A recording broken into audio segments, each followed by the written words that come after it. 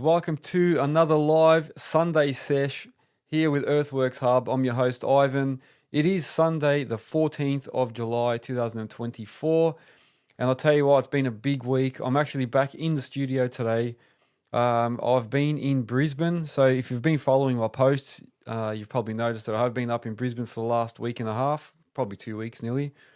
Yeah, big week. I think I actually have fallen in love with Brisbane. I'll tell you, I've been there a couple of times and just the weather, the way people are seeming a little bit more relaxed. Everyone's outdoors. I suppose the warmer weather, gets you to come outdoors because when it's cold in Melbourne, I know all you want to do is just get out of the cold and go inside somewhere. So I just found in Brisbane, people are outside all the time. All the restaurants are full. You can walk along the park and there's people there at all hours just walking around doing stuff. I don't know, it just seems a little bit more active. So, no, I'm glad to be back home though. I suppose there's nothing like home. Sleeping in your own bed again, just in the comfort of your own house. So, yeah, hotels probably don't do it for me, but glad to be back. And I'm really happy to be doing another episode. Guys, you're going to love this topic. I've got a topic tonight. It's a request from one of our followers as well, one of the listeners. Touring Civil has come up with a good idea to talk about what software or what do we use to try and help manage our small businesses and make our lives a bit easier. So I've got a couple of good things there. I've got a couple of good steps and a couple of things that I do that I can offer. And then I'm going to open it up to you guys as well. So as usual, keep your questions and that for a bit later on. Let me go through the process. I'll talk about the week and you will want to stick around. I've got a fair few things to talk about and we'll get to that topic as well. So a big night ahead of us. Like I said earlier, grab some drinks and get yourself comfortable for the next hour. So yeah, glad to be back at home, back in the studio. The week has been big. I went to Brisbane and if you're wondering why, a lot of my sponsors are actually based in Brisbane. So I went up there to say hello to a few of them. There's a couple of things I had to do while I was there with them, and you'll see some posts coming out, and you'll understand why I went up there. So a couple of the things were, one, I went to go visit Spartan Machinery. So they're a sponsor of mine. I went up to see their Brisbane branch, and then while I was there, I was really keen to review this new 14-ton machine that they've brought in. So Spartan Machinery are a Zoomline dealer. It's a Chinese brand, and they've come into Australia probably only a year ago or so, and they've started selling these Zoomline machines. So I did a couple of little videos with them, and in the past, and then I went up to Brisbane now, and I've done a site visit. So I met everyone in the dealership, had a bit of a chat with them. And then I got to review the 14-ton machine and play around with their scissor lifts and some other things that they sell. So you would have seen a couple of videos coming out now in the last day or so. I've been slowly uploading them and putting them out. And just really excited to be doing stuff with them.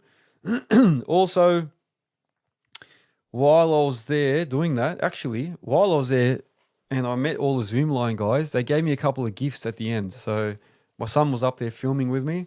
And they gave me a couple of gifts and himself. Here's one of them. What do you think of this, guys? How cool is this?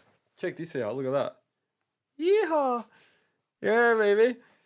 They gave me a cowboy hat with Spartan Machinery on it. I love this thing. I love it.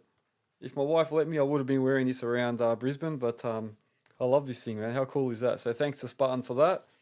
And then, not only did we get that, they gave me a whole bag of stuff. So let me have a look. I'll show you what they gave me. So they gave me, whoops, I've got it upside down here. So they gave me a model excavator, which I can add to my collection up here. So that's going to go up in the background. And I'll be doing an unboxing of that in the very near future. So thanks to Spartan for that little model. What else? Let me have a look here, man. They gave me a whole bunch of stuff. I haven't even had a proper look. So they gave me a Spartan Machinery t-shirt. There you go. A Zoomline t-shirt. So that's the brand that they sell. What else? Let's have a look. Ooh, got a Zoomline pen. There you go. Actually, there's a couple of pens in there. Then they also gave this. Well, they say they gave it to my son, but actually I think I'm going to end up doing this. They gave me some Lego. So there's a Chinese version of Lego.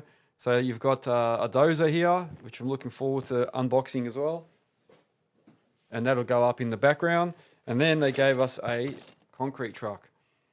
So there you go, guys. So Zoomline does more than just excavators now. They're massive. They apparently do concrete pumps and trucks and cranes and all sorts of stuff. So they're massive around China and the rest of the world. So thank you to Spartan for having me there for a couple of days. It was good to catch up with everyone there. And some more bigger things coming. So yeah, look out, guys, for the review on the 14-ton machine, which is coming out very, very shortly. And while I'm talking about sponsors, just quickly, I've got to say a big thank you to my current sponsors, which are the Bole Group, Nexgen Landscape, and Earthworks, Godings, as you can see here, Spartan Machinery, Melbourne Tractors, also known as Breeze Vegas and other parts, and Ballarat Tractors, JR Safety Co., Network Finance. So yeah, it was actually good going up to Brisbane. I also had a bit of a catch up with Robbie Moore from Network Finance. So we had a bit of a chat about things. If you do need finance, make sure you hit up Robbie. Just if you don't have his details, go to Network Finance and look up Robbie Moore. If not, send me a message and you'll be able to, I'll guide you in the right direction. So, or you can even go, if you want, go to one of my podcasts and all the information for Robbie will be on that podcast. So I actually had a good chat with him. Make sure you go and see it. While I was there visiting my sponsors, I did manage to get out for lunch with Breeze Vegas. So thank you to Kane and Marco and the rest of the team there. We got out for a bit of a lunch and had a bit of a good catch up. Really, really good bunch of blokes. Good to meet a couple of other guys on there. I don't know if you guys know some of these guys, but Stewie's got a few machines up there.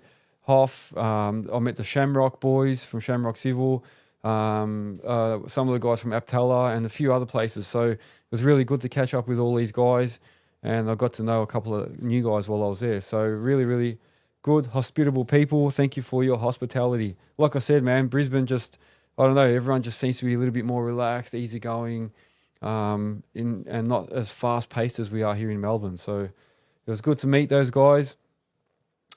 And then on top of that, I went to visit Digger. So after my interview with Anth from Digger, so everyone knows Digger, obviously, they make all the augers and stuff.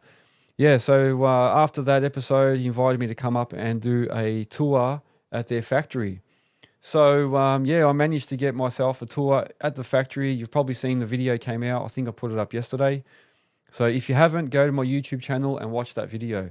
I'll tell you what, it was very, very interesting to see how they make all the augers. And not just the augers, they make smudge bars there and they make all the Kanga. They actually put all the Kanga little machines together on site.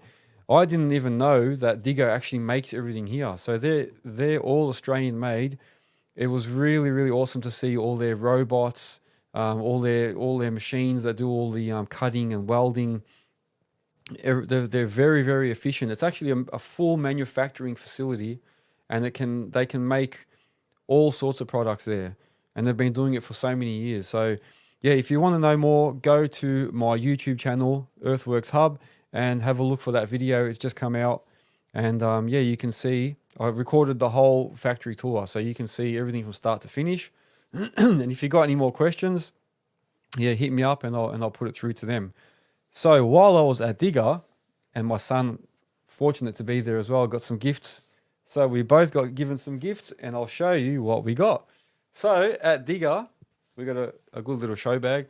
They gave us a Digger hat. So I gave a bit of a clue to getting that stuff when I did a little video about a machine that was used for anchor drilling. Let's have a look what else is in here. So they've also given us, how's that? A Digger flask. So Digger also make Kanga. So if you are wondering why they've got Kanga on there, they actually manufacture Kanga as well. Oh, look at this. So speaking of Kanga, We got a Kanga beanie. What else? I got a Digger beanie. Hopefully I've opened the right one. My son's going to kill me if I'm going and opening his stuff. What else? What else? Oh, got a Digger stubby holder. Sorry, that's a Digger stubby holder. And then, what is this? Ooh! Upside down again. Everything's upside down. Something else from Digger. Digger Machinery attachments. What is this? Ah, it's a pen. How cool is that? So, we got a Digger pen. Thank you to Ant and the team. A whole bunch of stickers. We got a Digger little badge. So all this stuff, I'm wrapped. It's all going to go up in the background. And then, yeah, I won't get all that, but there's a whole bunch of stickers in there as well for Digger. So, yeah, very, very big thank you to everyone at Digger for allowing us to come through and do a bit of a factory tour. And we were able to show you guys. So, interesting to see. Like I said, make sure you go to my YouTube channel and have a look for that video. And also, you'll see a video coming up with the Spartan Machinery dealership tour and that the review on that 14.4 ton machine. So yeah, massive week, man. And then the other days I spent with my family. Sometimes while I was at work, they went to Movie World, did all those other little things, and then we went around and just walked around Brisbane. It was good. They had a lot of things on. I'll tell you what, they had some French festival, then they had something else, and they had a concert. Teddy Swims was there, I think, and then all this stuff was going on. There's always something happening there. I loved it. All right, so that I'm going to do an unboxing of those things, and then after I've unboxed them, you'll see them all up here in the background, and then I'll add that to the collection. So, what else? So, yeah, where is this? I actually even got to speak to one of the customers from Spartan Machinery. So he gave us a little bit of a spiel on the machine, how he finds them. So you'll see that video coming up shortly too. All right, so Project Spalding. So I'll go on to the project quickly and then I'll go on to the topic. But Project Spalding didn't stop while I was gone. I kept managing that from Brisbane. Man, what a difference. I came and had a quick look at it yesterday and the gates are all up, the front gates, the side fences still have to be done, but the front gates all done. The curbs have just been done in the morning on the car park area. The windows are in. There's only one or two that still have to be finished. All the carpentry is done for the office area. All the rough-ins were done by the plumbers and the sparkies. And what else is there? So now basically we're going to do the insulation and get the plaster going. So that's all happening this week. The crossover was done. And the Sparky also did all the mains boxes and that, so now we can get power to the actual warehouse. So I'll tell you what, yeah, it was good. It was good that these guys that I've got, all the trades, my hat goes off to all these guys. They've been working together, so it's made my life a lot easier. Everyone sort of gets along, and it was good because that one day they all turned up at the same time, so they were helping each other, like answer questions. I didn't have to keep calling me, so thank you to all my trades that are working on that project. Really, really appreciate it. And it's a really good experience for me. So I haven't built a factory before. It's my first one. And just having all these proper and all the correct trades and good blokes as well, really, really helps because they all sort of help me out and give suggestions and that. And I'm happy to have that type of help. So thank you to everyone. So that is a big wrap of the week and my project. I'll tell you what though, it's freezing in Melbourne. Today I was out at Project Spalding again, having a look at some stuff. I was so cold. I'm not used to this now. Okay, so Touring Civil has put a request in to talk about this topic. So hopefully he's joined us because he's put a request in. So if you are online, show yourself or forever hold your peace. And I think it's a good topic. So there's a couple of points that I want to go through. And I'll expand on what I do for those points, and then everyone else is free to join in, yeah? So the topic is what sort of software or apps do we use to help help manage our small businesses? So I'm not talking about big businesses, talking about smaller ones, but they're probably similar anyway in a lot of ways. So what I'll do is I'll go through some of the points that he raised, and then I'll add what I do, and then, like I said, you give your opinions. So the first thing he said was, what do you do to manage your employees, like payroll and timesheets? So in the past, I used to do a lot of things manually. So I'd have a spreadsheet. I'd have all the guys fill in a docket book. So, usually if we worked for agencies, they'd have their own docket books from the agency, from the plant hire. If not, I had my own books made up. So I've still got my old docket books and I still use them actually. But yeah, I have the docket book. So when they fill that in with the hours and all the information on there, that's what I use as their payslip or their timesheet. So the docket book primarily becomes their timesheet. And that's what I was using for timesheets. I went on to Xero after a while because I realized that it was a lot easier to just get Xero and that calculates. And I've said this in another podcast somewhere, but Xero helps calculate all their superannuation. It keeps a log of all their annual leave, sick leave, all that sort of stuff. It's all inbuilt, and long service leave and all that stuff. And it gives them a proper pay slip, and it's easier for my accountant when it's all logged into that one system. So, and then while I'm doing all my invoicing and quotes and everything out of it, it's just like one good package that does everything. So I find Xero works. I don't get any royalties for saying any of this, but I just genuinely think it's a good, easy system to use. So for employees, payroll and timesheets, I usually used to use Xero for all that. And then at the end, it gives you a payment summary. So, at the end of the financial year, you got to give that to your workers. It does all that for you. So that's the benefit of using Xero as opposed to having a spreadsheet and then having to work it all out yourself. So that's how I manage their timesheets. And other than that, like managing their jobs. So how do you manage or assign jobs? That's also manual at this stage. So I still just use a diary. On my diary, I'll go in and I usually have a date or a page. I'll put down who it is. So I'll say like, it's either Jack or it's John or someone like that. I'll say, so I have the same system, yeah? So I have who it is, what machine they're on, where they're going, the customer, the hours, and then floats or attachments. So that way I've got all that. And I do that for every machine and every person in my diary. And then I follow up on that and then write them in for the rest of the week. And then that way, what I do is I actually cross-check those with their docket books as well. So that's how I do it. That's still very manual. And then what I also do is I use that information from my diary to invoice the customers. So I'll use the diary, cross-checked with the docket book, invoice the customers with that. Once a customer pays me, what I'll do is I'll open that invoice that they've paid and go back to my diary and I'll highlight with a coloured, like either a red or a blue highlighter or yellow. I'll highlight the days that have been paid. You know what I mean? So if I've got one Ivan on a 5-tonner for such and such customer doing 8 hours, I'll check that against the invoice, cross it out so that I know when I quickly look through my diary, if it's something's not highlighted, that means I haven't been paid for it yet. So I need to follow that up. So it's a good little bit of a cross checker there. So that's in my opinion, that's what I do. The next thing is he asked about assigning or managing machines, and that's the same thing. Yeah, I usually use just the diary, and because I've always got the same types of same machines, I'll just have a list of each machine for each day, and then write who's on what machine, where they're going, and that's how I do it. Also managing the machines, I usually have a spreadsheet set up. So I'll have a spreadsheet set up with each machine. I write down what hours the servicing was done and any other type of maintenance.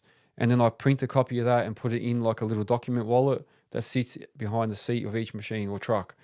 I started going to this app. I can't remember what it was called now, but there was an app like a free app on the phones.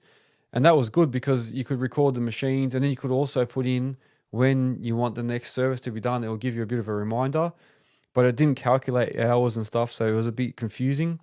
So I just went back to spreadsheets. So it was a lot easier. How do you handle site documentation or, like your site docs? So I'm gathering he's talking about JSAs and SWIMs and all that sort of stuff, plans.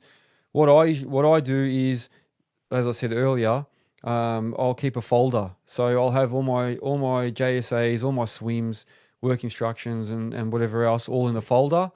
And then depending on the job, I'll take it to that job with me. We'll have a copy in each worker's ute. So everyone's got a copy of all those documents.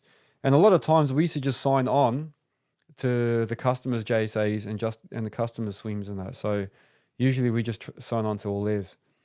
It wasn't often that I had to have my own.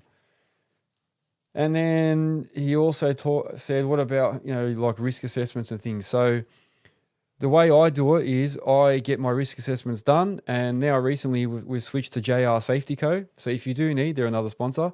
If you do need to have any risk assessments done, someone like JR Safety Co, they'll keep an eye on it and they'll give you a reminder before it's due. So you're supposed to do them every year. These guys will give you a friendly reminder before it's due and then organise to come down and do it for you. But I know a lot of sites need certain documentation on your trucks and machines. So what I do is I have a document wallet, and then that document wallet will contain the risk assessment, a printed copy of the motor vehicle insurance, a printed copy of the public liability insurance. It will have the owner's manual in it because some sites want that. The risk assessment, like I said, and then maintenance history. So I usually print out the history of each machine on the spreadsheet that I use and just put that in that wallet. And then that wallet usually sits behind the seat in the machines or in the truck in the glove box or something. And that's the basic way that I manage my documentation. Yeah. So it just makes life a lot easier when it's all there. And then some of the options, and something I discovered during Diesel, Dirt and Turf is there's a company called the Fleet Office. So the Fleet Office have little modules that you can purchase. So you can just buy a module where you just have, managing your machines, and you can buy the next module, which is managing your workers. Another one's managing your fleet. And there's all sorts of stuff you can add to it. So you can buy more and more packages. I haven't looked into it that much, but somebody did say once on here that they do use the Fleet Office. If you do, give us some feedback on that, and so other people can see. But I haven't used that package. But yeah, I came across it at Diesel, Dirt and Turf, and it seemed like something interesting. So that is how I handle my all my documents and all my payroll and stuff like that. So hopefully that helped everybody that's got a small business, or even if you've got a large one, you probably do use Xero still. And recently, because I've reduced or downsized and don't have any staff anymore, I've actually cut down my Xero package to the basic one. So yeah, as you get more and more employees, you have to actually upgrade your package, so they charge you a bit more per month. So I've actually downgraded again now, so I'm back to their basic package. So yeah, that's a good example of what I do. So that's enough about me. Does anyone want to add something to that topic? And if not, we can start going through some of your questions. So I can see here Big Dog has joined us. Big Dog is still on. I did see your message about doing a podcast together. Yes, I do still want to get to do that. I was hoping to do it while I was up in Brisbane, but time just flew, man. It went really, really quick. So we will have to do one. We might have to just do it online, like some of my other ones. But I will be in touch with you about that. So I'm just going to scroll back here and look at some of these questions. Here we go. Little Bear Earthworks is asking, hey brother, how do you use an external mic? I've been trying to get my Instagram live to work through headphones, but it always goes back to speaker. I don't know. Depending if it's an iPhone, it should just automatically plug in and start working. Sometimes when I plug my mic in, I'll get this automatic message that comes up and says, are you using headphones or other device? I always click other device and then it starts using the mic. So maybe don't click headphones. If it asks you that question, don't click on don't say yes you are using headphones. Just say no, using other device, and it'll turn on the mic. So that's what I'm thinking. Here we go. So we got Petard is asking, hey, do you have any Bobcat die-cast models? No Bobcat ones, but now you can see I've got a new Zoomline one, so that's going to go up. Most of them are Cabelco, and then a couple of other no-name brand ones. They're just some yellow ones, but I don't have any. But if you can get me some, I'll be happy to have them. So who else is there? So Big Dog, hopefully you heard me just say that. We will do a podcast very, very soon. I just have to do it probably online now, as I've done with some of the other guys, because the trip to Brisbane just went quick as, man. So yeah, Petard, if you can get me a Bobcat diecast model, I'll be more than happy to put it up in the background. What else? So I'll just have a quick scroll through some of my notes here while you guys are thinking. So if anyone's got anything you'd like to add, let me know.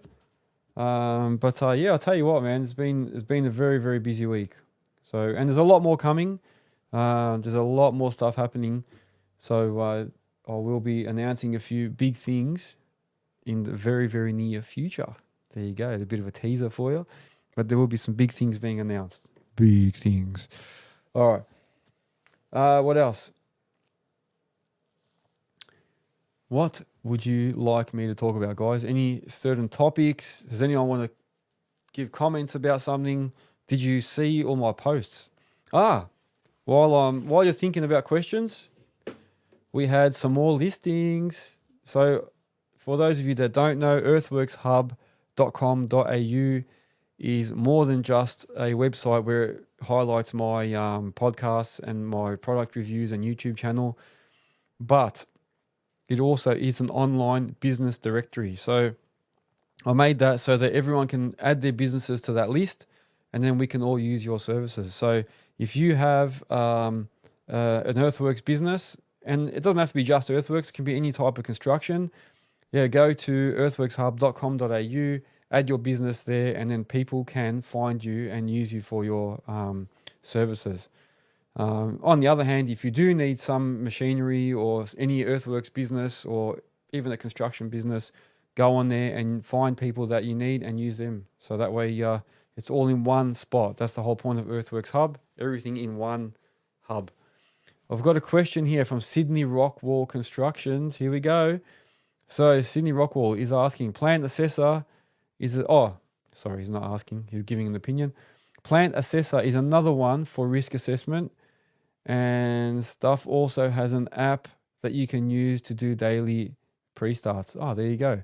So plant assessor. So you're saying that's another good app to use to make your life easier. And that's the other thing. Yeah, doing a daily pre-start. On my docket books, I usually have a pre-start. Actually, I might have one here. Here we go. Now, let me see if I've got a white page. Oh, here we go. So there you go. There's an example of my docket book. So that's what I have. So basically just the business name, all the times, start, finish times, any attachments, start, finish times, any attachments, and then your daily pre-start down the bottom. So, and then all the customers sign. So it's very, very similar to what most of the plant hire companies have. So I find that this old docket book technique still works. A lot of the plant hire agencies now have gone and started using apps, which is good. It's good to have that. But these are, I suppose, you can't beat the old paper method. Pretty reliable, and you can always go back to them. But most people are going towards apps now. So there are other apps that you can use for pre-starts. If you just search up usually pre-start app or something in your app store, it'll find something. So here we go. Blesso's Earthworks. Hey mate, sorry, just joining. What brand book is that? Ooh, so I just got this from one of the local guys. And Sydney Rockwell saying nothing beats the old school way. So this is a local guy that I used. I'm hoping he's still around. I'm trying to see what his name is. I think they were called FM Printing and Graphics. So they were in like East Keilor in Victoria. I think it's FM Graphics in East Keilor, Victoria. And he just did a whole bunch for me, and then just put random docket numbers on there. And they've lasted me for ages. I've had heaps of those books, and they've been pretty good. So yeah, you're right. Nothing beats the old traditional books, because you can have them there, give them to all the guys. But it is changing slowly. Yeah, most people are starting to go to apps now, especially all the plant hire companies, and you can actually even get the customers to sign on your phones and do stuff. So it might be the way of the future, but for now, the books, you can't beat the old books. So yeah, I think it's FM Printing. I can have a look for you anyway, Sydney Rockwall. Blessos. I can have a look and confirm if you like. But there's a few people around that do those sort of books now. What else? So, who else? Oh, Brent has joined. Thanks for joining, Brent. So we got Blessos on here, Ground Level Media. We've got a fair few people. DD Excavations, JPG Excavations. Hello. The Judge was here. Oh, the Judge. Hello. Who else is on here? Let's have a look. All right, we've got Tristan 777, Declan.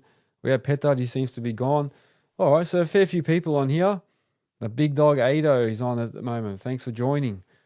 Tanty Works, Master Crete. Oh, we've got all these people on. Very good, guys. Yeah, bless those. Yeah, so that's the book. I can give you another look at it if you want. Oh, someone's asking a question. Hang on, I'll give you another look so you can you can see that. So that is the book I use. So you can copy a couple of things off that if you want. Oh, Tristan, you're asking me a question. I like that question, actually. All right. I look like a crazy guy. I've got the book up above my head.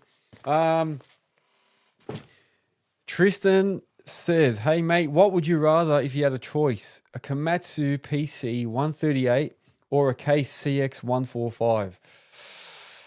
So this is Tristan on TikTok. He's asking that question. That is a very good one. I have very limited use of a PC 138, so I'm going to be a little bit biased because I have sat in a CX 145 or the Case a lot more.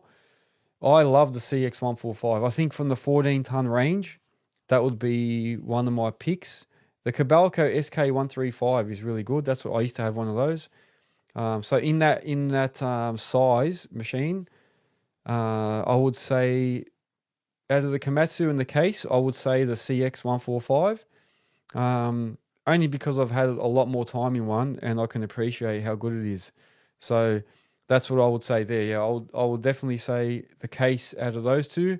But I have sat in the PC 138 and yeah, to be honest, it wasn't too bad, but it wasn't as quick as the 145 as the Case. So the Komatsu did feel a little bit slower, but it was also smooth in that. Yeah. So, but yeah, I'm a bit biased because I have sat more in a CX 145, well, a lot more, and really, really enjoyed sitting in that machine. Godings has joined as well. Thanks for joining, Godings. Hopefully you can see represent here. Yeah, so yeah, I would say the Case is probably my choice out of those two. What do you think? Have you got an opinion on that, Tristan? What's your opinion, man? Goding's nice vest. They've noticed. That's it. So you got to represent the sponsors. Yeah, so out of those two machines, Tristan, I would say the Case. And like I said, it's only because I've used one more often.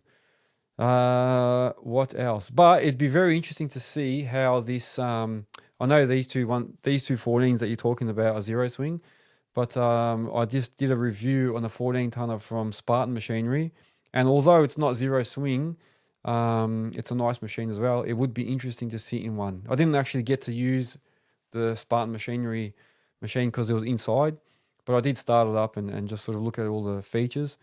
I'd love to get out and actually see how it works to give a proper opinion on it.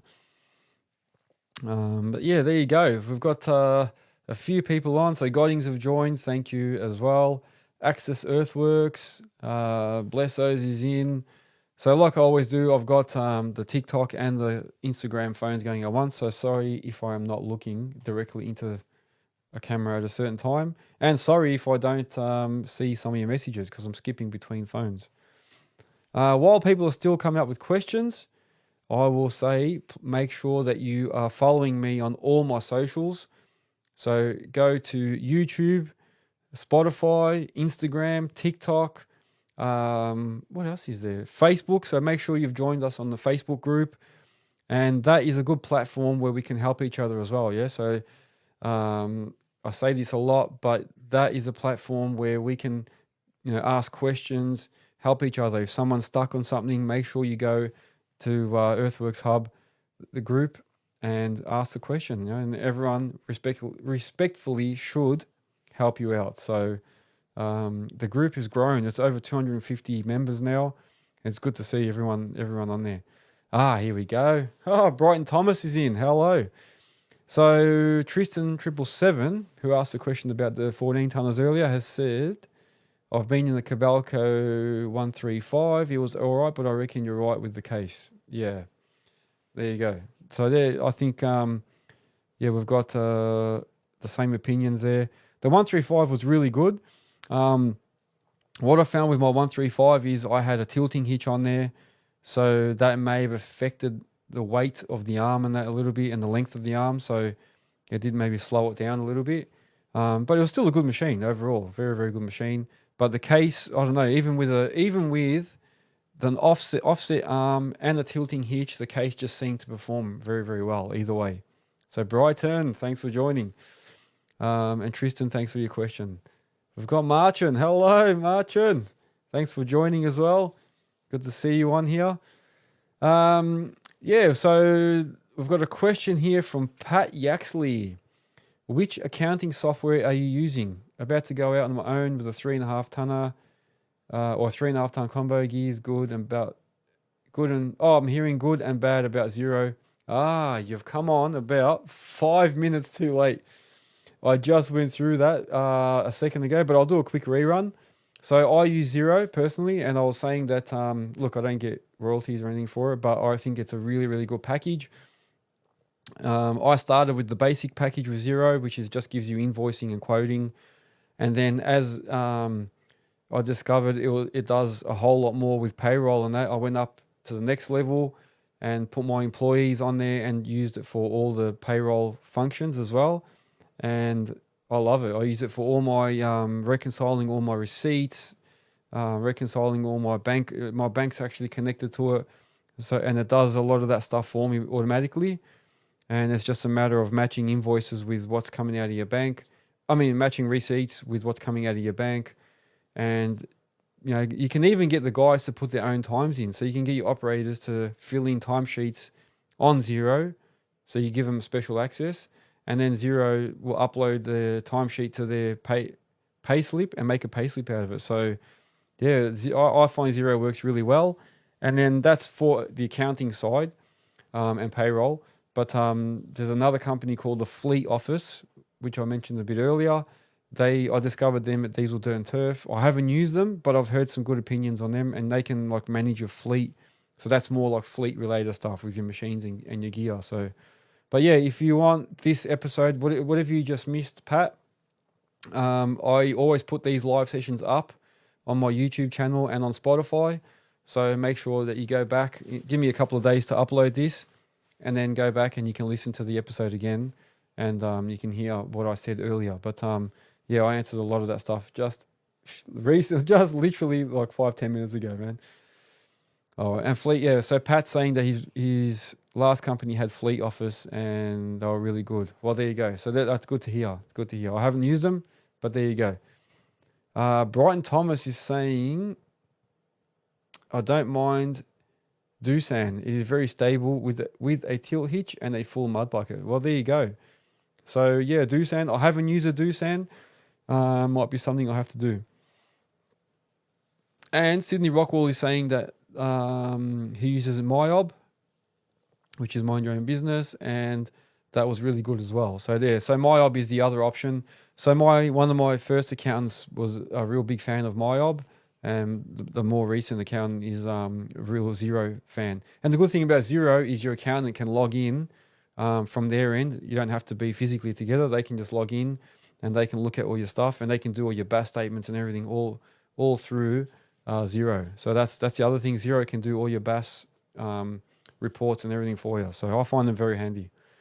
Tristan 777 is saying, oh, sorry, I've skipped the question there. Mitchell Anderson, have you been in a Cat 730 Moxie? No, I haven't. I haven't used actually, I don't think I've ever driven a Moxie. I've sat in one as a passenger, but never actually driven a Moxie. Oh, no, I have. I have driven one, sorry, but not for a work day. I think I just drove it around site just to give it a bit of a go, but I haven't actually used it for work purposes and sat in it all day, so I can't really give any opinion on that. Tristan 777 says, I always work in a Kubota KX57, but never operated the KX80. What do you think about it? Ooh, Godings is on here, so they might be able to give us a good opinion on that too. The KX057, I sat in one, and I'll tell you what, they're nice and comfy and stable, The KX80 obviously is, I think they're a tad bigger as well, the KX80. So it's a bit bigger, has a bigger reach. I don't know if they're much bigger, but maybe Godings can give us a bit on that if they're still on board. But I felt like the 8-tonner was, the KX80 just had that little bit more reach and was a bit more powerful. Yeah, and Brighton is saying he's used the KX80 as an older one. Just wish it was a bit faster. Yeah, I find the 8-tonners are all like that. I find a lot of 8-tonners are a little bit slower. So I had a Komatsu PC78, and that was really, really slow. So I always thought maybe the pump was faulty, but everyone told me, no, that's just how they are. They're just really slow. So like my 5-tonner left the 8-tonner for dead, you know. But yeah, that is probably dependent on what you want the machine to do. So, but I've sat in another 8-tonner and it was a bit faster. But my Komatsu, yeah, the PC78 was very, very slow. And Tristan is saying, yeah, the Komatsu is a lot slower. GET Australia has joined. Welcome, welcome. If you have any questions, also let us know. Reese Close is saying the Kubota are jumpy when doing more than one movement. Yes, that is very, very true.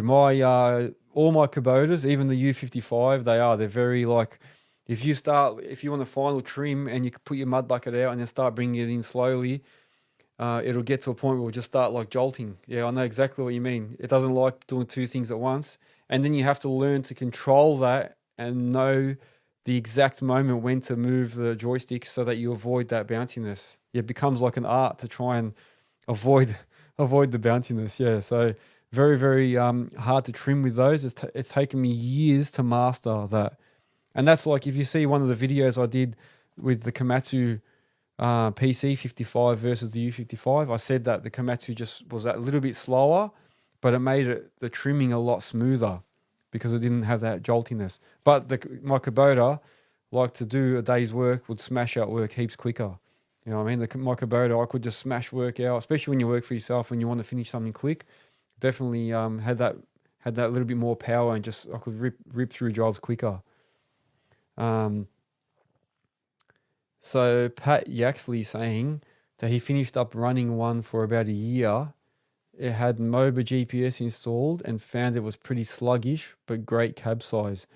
Thank you very much, Pat. What was that for? Which machine was that you had with the MOBA GPS? It'd be good to hear your opinion on MOBA as well. Godings is saying the KX80-3 is now fitted standard with an additional rear counterweight, which provides more stability. There you go. So there's some good news for you guys. Oh, and Pat's saying that he had the KX80, which he found, he said the machine was a bit sluggish, but the cab size was great, yeah. I think that's why a lot of guys get the KX57 over the U55, because of that extra sort of counterweight, and I think the cabin's a little bit bigger. If you're not really fussed about having zero swing, then the 57 is probably a good choice if you want to sit in it all day. But I had to get the U55s and the U48s because I had a tipper and had to run the machines into the back of the tipper as a combo, and a KX57 just wouldn't fit. It'd be very, very tight. It might fit, but it'd be very, very tight. Even the zero swing machines were tight in the trucks. So otherwise, yeah, I would have got a 57 just to make my life a little bit more comfortable. Oh, and yeah, Godings did say, sorry, I'm scrolling up and back, the KX57 is a far bigger cab than the U55. It has like 200 mil larger cabin. Yeah, there you go. Yeah, so I actually wanted to get a 57 at one stage, but yeah, I just thinking about having to put that into the back of the tipper all the time. The U55 just made more sense, you know. There you go. So yeah, there you go. Good conversation, guys. I like this. And I just missed an answer here. Oh, Brighton Thomas is saying the Cat 308 is really far and very strong. Really far? Maybe he meant fast. Oh, he did say that. The 308 is really fast and very strong digger and he'll take it any day over the KX80. Oh, look, you know, everyone's got their opinions. I've only sat in the Cat 308 for a very, very short time. It was a nice machine to use, I have to admit. It was a very nice machine. But I suppose you know what's going to happen at the end of the day. There's going to be different opinions on different machines, and everyone expects different things out of each machine. So that's good though. And then some machines will have different features, different room in the cab, a whole range of things. There you go. Very, very good conversation, guys. Very, very good. All right, let me just quickly scroll and see if I missed anything. Like I said, I'm running through the TikTok and Instagram apps at the same time, so I'm just multitasking. As I started earlier to say, yeah, make sure you are following me on YouTube. Make sure you're following on Spotify, Facebook, Instagram, TikTok. What's this new X I'm hearing about? Everyone's talking about this new X platform or whatever you want to call it. What is this X, if you can tell us? And then we'll get back to that. I'm getting questions again here. So Brian Thomas is saying the newer Kubotas are a lot better than the old KX80. Yeah, I suppose, yeah, as all these manufacturers move up with the times, they're going to be developing and improving machines, yeah? What do you think? Tristan is saying, what do you think about the Case CX75? I haven't used one. To be honest, I haven't used it, so I can't really say anything. I've never actually sat in a CX75. I've sat in a Case 5-tonner and then a Case 14, but nothing in between. So it's going to be very, very hard to give any opinion on that. I don't know. What do you think? Maybe you've got something. What can you say about it, Tristan? Matt Smithy saying a 9800 Liebherr. Oof, that'd be a big machine, wouldn't it? A 9800 Liebherr. Perfect machine. And Coops is saying that's the new name for Twitter. Oh, is X the name for Twitter? Okay. Well, I'm a little bit behind then. Somebody asked me the other day, oh, are you on X as well? And I was like, what the hell is X? There's another thing to be on. I can't be on too many things. Darcy Wilson, do you think the civil work in Victoria will pick back up soon or question? Whew. I just had this conversation with someone the other day in Brisbane. They were asking how it is in Melbourne. I said it's pretty shit at the moment. And not only is it shit and slow, it's wet, cold, so it's not really helping the situation. I think, and I said this in one of the previous podcasts, it's going to be a while before things pick up. Obviously you look around, you see developments aren't really coming up as quick. People aren't buying, blocks of land and stuff. So if people aren't buying, and developers aren't selling, they're not needing civil companies to come and, get their estates up and running. So that means less work for us. And then there's a flow-on effect. So then if people aren't building, there's no residential work for us. So then, that slows things down again. So I don't know. I think it's going to be a bit crap for a bit longer, especially while interest rates are the way they are. I think it's definitely going to keep putting people off from buying. Some of the other states are still going hard. A few weeks ago, we spoke about it, and Adelaide seems to be going hard still. Brisbane, they just tell me, seems to be tapering off a little bit. So the word is that they've got enough work for the moment, but apparently Brisbane's not, like, people aren't winning new projects. They're just sort of finishing off what they've got. And then I think they might be in the same boat as Victoria in the near future. But yeah, all I hear is that Adelaide's still going off. So they've probably got something going for a while. Perth, I don't really know much about. I know houses are still selling like crazy there, but that's more older houses. So there might be a little bit of residential and landscaping and that going on, but I don't know about new civil work.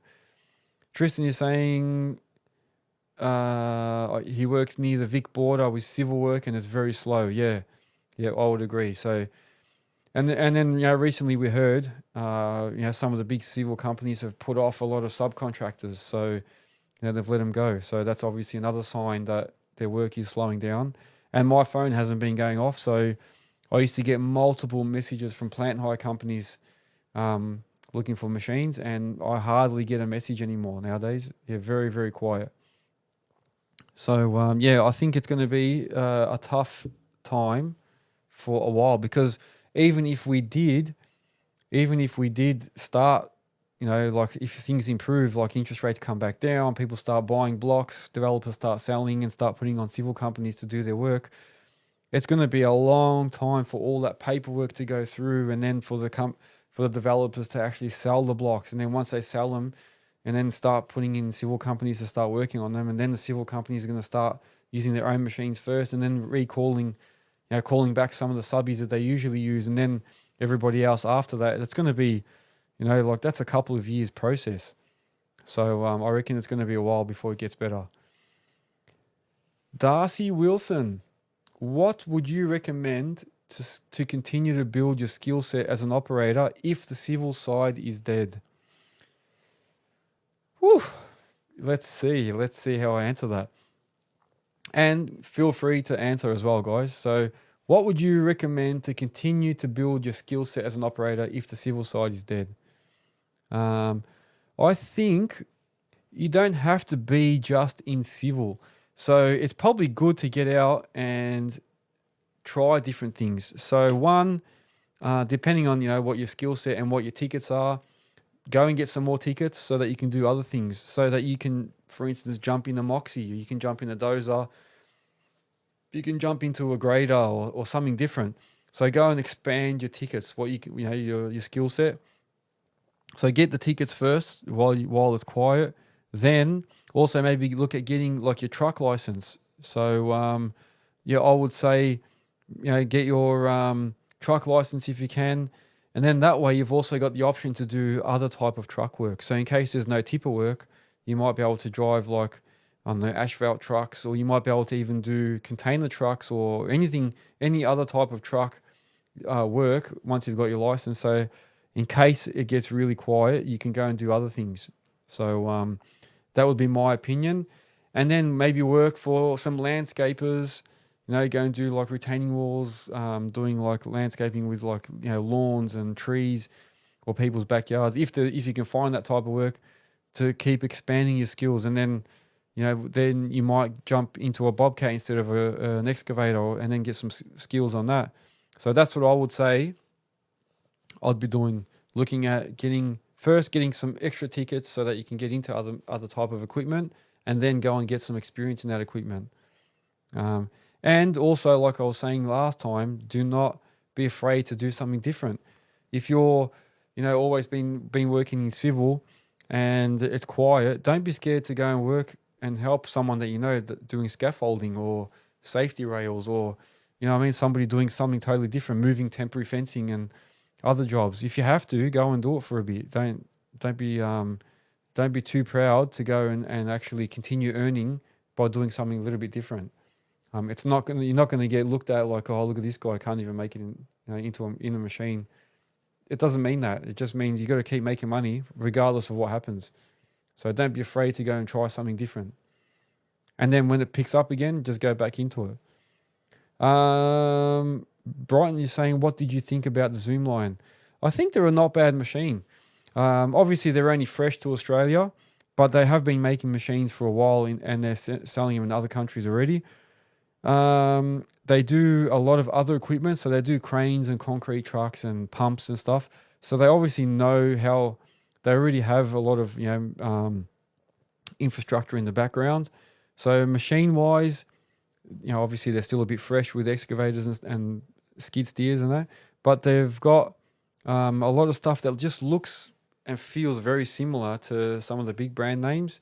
But I don't know about the quality yet, so time will tell. If we start seeing a lot of them cracking and breaking and that, then they've used cheaper stuff. But it's hard to say. That from outside they look good, but yeah, from the inside I'm not sure. But they do use a lot of Japanese parts. So for example, Zoomline use a lot of Kubota engines, Cummins engines. They use Kawasaki pumps, so they do use a lot of Japanese stuff inside.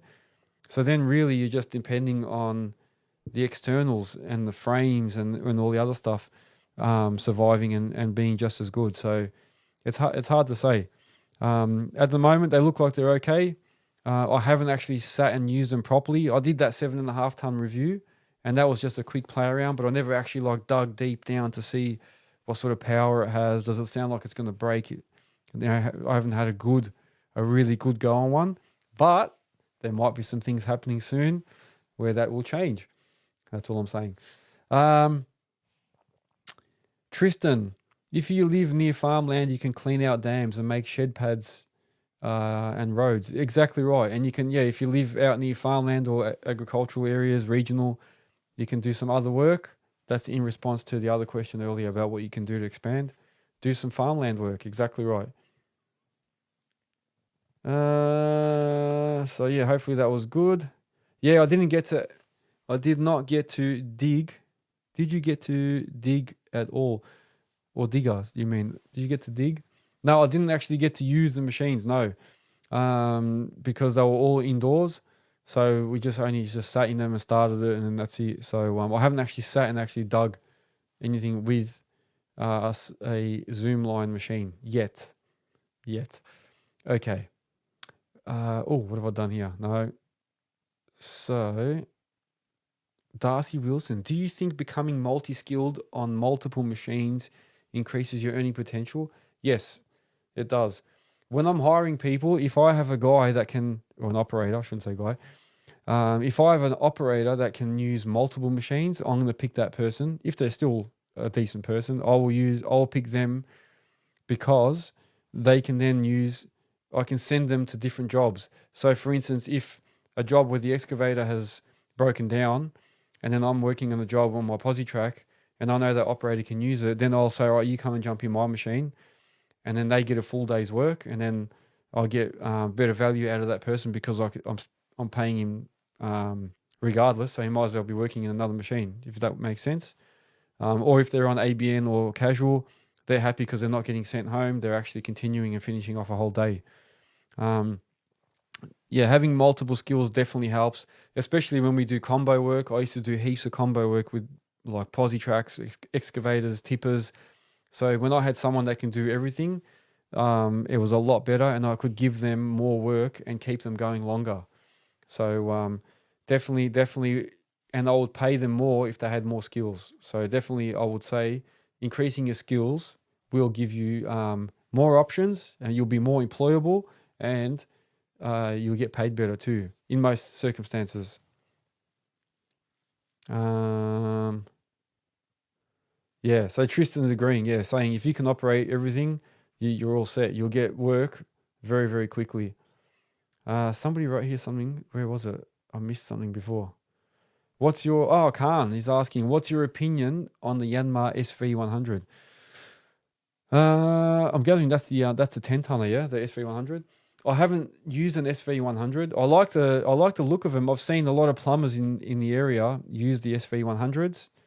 I gather that's because it's sort of a machine they can still load up on the back of their trucks, almost like a 5 or a 8 tonner, but not too big. It's not like a 14 tonner or something. So I do notice a lot of the plumbers use the SV100s, and there must be a reason. I think they must be good. Yeah, I see a lot of the burgundy ones around lately. So I think they're probably a good machine. Like the 5 tonner is a decent machine. So I'd say it probably would be, yeah. Yeah, Tristan's saying it's basically an 8 tonner but longer reach, yeah. So I do see a lot of guys, I see a lot of plumbers actually using those. So there must be a reason. What have we got? It's just on 1 hour. So I probably should be wrapping this up. But I'm happy to keep talking if you want. So I cut my one a lot shorter last week while I was in Brisbane. So I did come to you live from Brisbane while I was there last week. And I had the background from the hotel room. I had the bridge and the Brisbane River in the background. So, but it only was a really, really short session. I'm happy to go for another couple of minutes. But if everyone's done, I can cut it short. Here we go. So Khan is saying, yeah, we use it for board piers. It's good to operate, but not comfortable at all. There you go. Yeah, that I do. I see a lot of the residential guys using them. So the plumbers and obviously the board pier guys. So yeah, I suppose having that bit more power. Like I used to do a lot of board piers for the slabs, for all the waffles, and in the 5 tonner, it just almost lacked a little bit of power. So I notice a lot of the guys now use 8 tonners. Just to get that little bit of extra power in the pumps to drive the augers into the ground quicker and to get through the rock easier. So yeah. Okay, so thank you very, very much for joining me tonight, guys. Once again, thank you to all my sponsors. I won't name them all again. There's more and more nowadays. Make sure that you go to Earthworks Hub if you need any information. I've got some good links on there, or useful links I call them. So there's a lot of useful links on there for like the National Heavy Vehicle Regulator, WorkSafe, Are You OK, Dial Before You Dig. So there's a few good useful links on there. You've also got a whole range of people that have listed their businesses on there. So now TerraPro Earthworks is actually listed on as well. So thank you to TerraPro. I really appreciate you all coming on. Thank you to Touring Civil for coming up with tonight's topic, which was about what software or how do we manage all of our small business little functions, like your payroll and your machines and assigning jobs and that. So thank you to Touring for that recommendation. Hopefully I answered all your questions in that topic as well. And thank you to all the people that I visited this week. It was really, really good to get to meet a lot of guys up in Brisbane. So I'm sure we're going to be all talking and keeping in touch.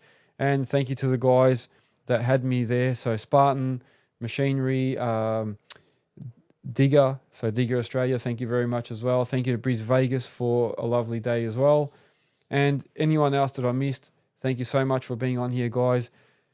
I am Earthworks Hub, the only hub that your missus wants you to be watching.